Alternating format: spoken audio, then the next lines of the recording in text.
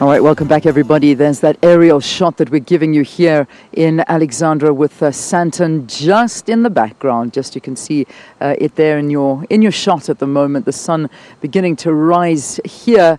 But I can tell you one thing, I am not going to beat around the bush. It is freezing. You can almost feel the cold crawling up your legs. It doesn't matter what you're wearing. This morning, it's getting through those clothes. It is freezing out in Gauteng. But it's good to be here. It's good to be focusing in on this province, Gauteng. Gauteng has two metros. It's Tshwane and, of course, the city of Joburg. And they are very, very hotly contested. I mean, it was Tshwane that was unfortunately under fire not so long ago. And we saw a lot of the unrest that was happening in Tshwane hopefully being settled down, and this of course because of representatives and mayors and candidates and all of these things that have got the voters a little bit hot under the collar. So this is all going up into the elections this year. So when we talk about security measures, this particularly is one province that no doubt the IEC will have on their radar. So let's go into depth a little bit more about Gauteng, and with me now is Gauteng IEC officer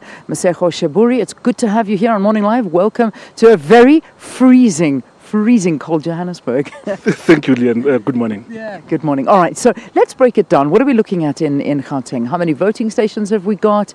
Different areas? Just paint a picture for us. Okay, a quick picture for Gauteng. We have 3 metropolitan areas, which is Tshwane, Ekurhuleni to the east of the province, and of course the city of Johannesburg.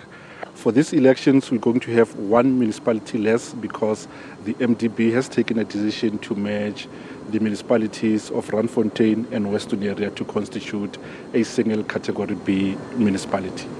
In all, we have 6.2 million registered voters in the province, which makes it the biggest voting bloc in the country. Sure. If you consider that Gauteng only constitutes about 1.5% of the total landmass of South Africa, yet 24% of the registered voters are to be found here. That's amazing. Just let's look at those registered voters, because we had an insert focusing in on the youth, and we know how important the youth are. We know how important the young vote is. How many new registrations? I might be throwing a big curveball at you, but just looking at the new registrations here in Gauteng amongst the youth, what did it look like during that registration drive you went on? Consistent with the rest of sub-Saharan Africa, South Africa has a young population. We were pleasantly heartened with the registration drive in May and in March that the majority of people who came out to register, 80% of those were young persons. So we gradually inverting a situation on our voters' roll where the majority of the voters were older people. Now we see a lot of young people enrolling to be voters on the voters' roll. And another good thing with young voters is that research has proven that once they've registered, they are more likely to vote than any other age cohort. Yeah, which is very, very heartwarming, because this, at the end of the day, is it's their future that we're talking about and voting for. So it's good to see that they're getting involved in all of this. In terms of security measures, and that's a very important topic to talk about here when it comes to the elections in Gauteng. We've already seen a lot of unrest in Tshwane alone, and some other areas as well. We've seen a lot of unrest when it comes leading up to these elections. Do you have extra security that you're planning here in the province? Certainly, we're working together with the security agencies. But the first thing to say is that one would have hoped that election provides the country, the nation, a moment to reflect, a moment to celebrate the strides that we've made. And you'd hoped that elections will take place in an atmosphere of calm.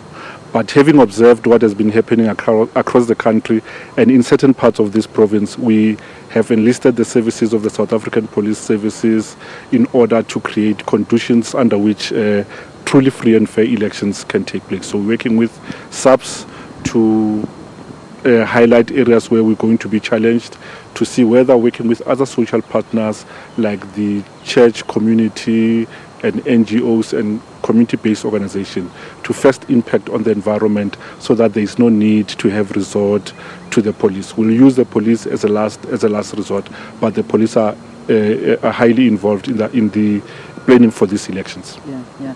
But of course, you know, a safe and secure election is really what we're all hoping for. I mean, we've been hearing some opposition parties talking about the fact that they have a big question mark over how free and fair these elections are going to be, and very worried, particularly about Gauteng. I mean, we go back to the general elections where there were pictures coming out of Gauteng of ballot boxes being you're toppled over and some of the papers being strewn all over the place. I'm sure you'll remember what I'm referring to. Yes. Instances of that, they cannot even be repeated again, I imagine. I mean, you're going to make sure that doesn't happen. That's correct, Leanne. But also to put it in perspective, those kind of situations were used to paint a picture that something untoward happened to the results.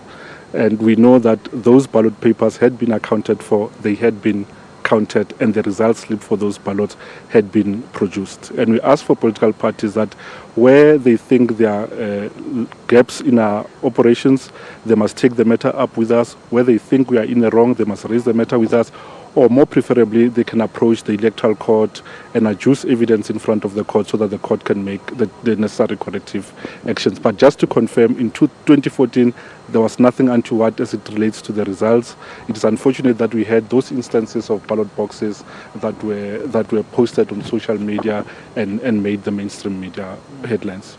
Just finally, before I let you go, your message to voters. I mean, we're less than a month away. I was actually saying that at least basically this time next month, we should already have the results. I mean, this is how fast the IEC works. We generally start seeing these results being finalized by the second day after the elections. So a message to voters going out into these elections? To the voters in Gauteng, there's 6.2 million of you.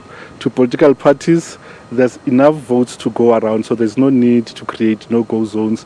There's no need to create conditions of violence just because we have an election. To young voters and those who are undecided, you still have a few days to make up your mind on who to vote.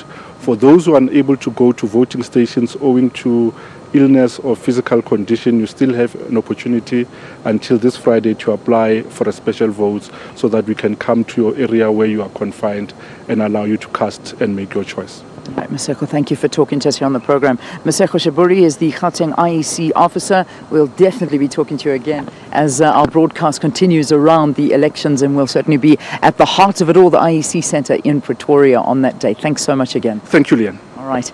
So let's continue to talk about,